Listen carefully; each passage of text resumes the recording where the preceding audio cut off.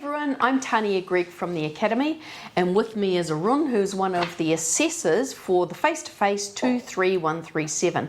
And you're going to give us some tips and some hints, aren't you, so that we can help you succeed when you are doing this particular assessment. So Arun, the face-to-face can be a little bit daunting. What 3 key points would you say to a student about to complete the assessment? My 3 tips would be: read the case study, read the assessment booklet, all the instructions are in there, front to back, and have a training session or 2 with your branch manager if you can, right?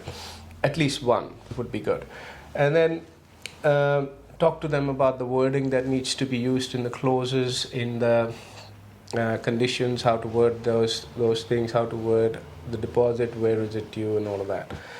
Then that helps making your agreement watertight, okay?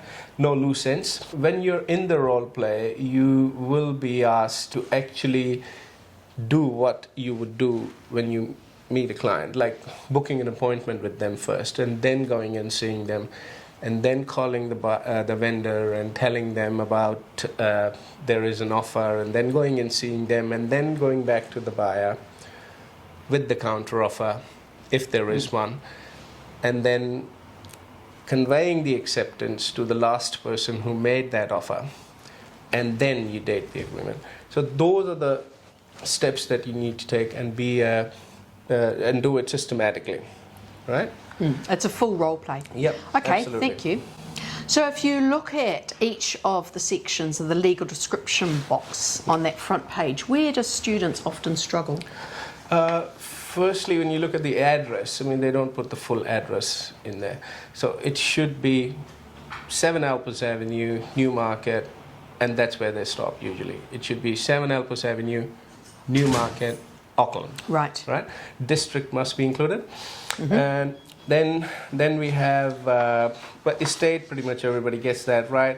It's people get confused with the area. You don't write floor area. You write the land area. If there is no area on the title, you don't write it here.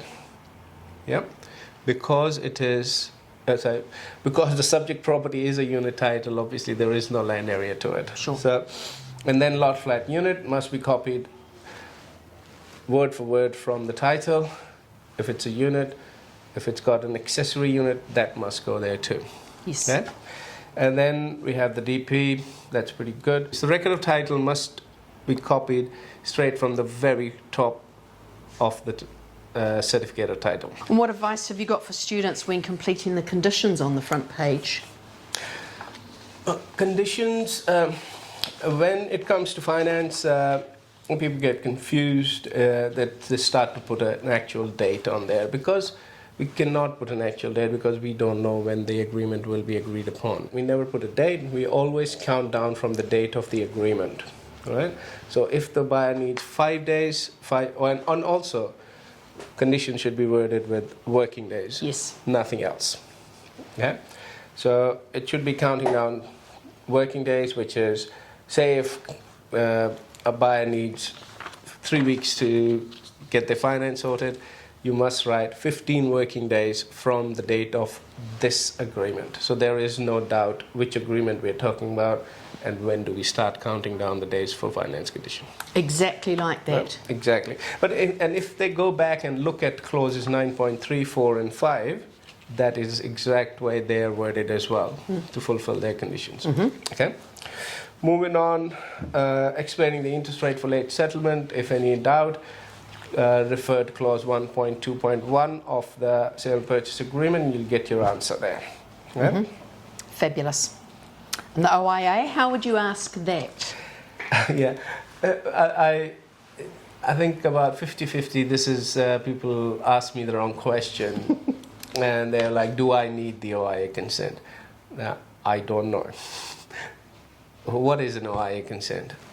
Okay, I might be the assessor at that time, but I'm not.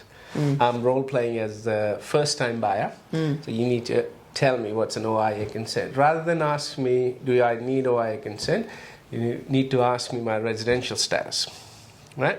Are you a permanent resident of New Zealand or a citizen? That's what you need to ask, rather than needing an OIA consent. And then when they say yes, then we don't need it, obviously.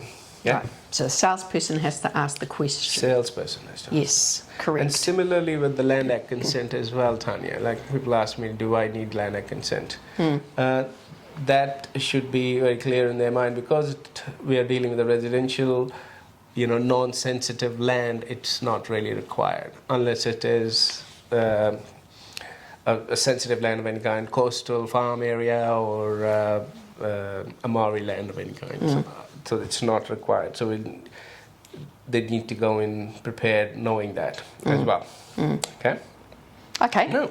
fabulous. All right. Are there any other areas on the front page that the students need to be aware of when they're completing the agreement correctly? Yes, the deposit, how to word deposit. As in a sale and purchase agreement situation, it's open to negotiation. So you don't want to be making too many changes to your contract, coming backwards and forwards with counter offers. So if you write the deposit amount in the deposit space, you will have to change the deposit amount as well if there are counter offers made. So in order to avoid that, we need to just write the percentage amount of a percentage of the purchase price that you require the deposit to be. So if you require 5%, you write 5% of the purchase price. Those words. Okay? And where the deposit is due, it's always due into the real estate trust account. And you need to write the company name. So in this case, Greenfields Real Estate Trust Account. And when is it due? So it should be associated with a date. It should be worded on unconditional date or on the date of this agreement. So when you write it, 10% of the purchase price payable to Greenfields Trust Account on the date of this agreement or on unconditional date. Yes, on unconditional. Watertight. Watertight, absolutely.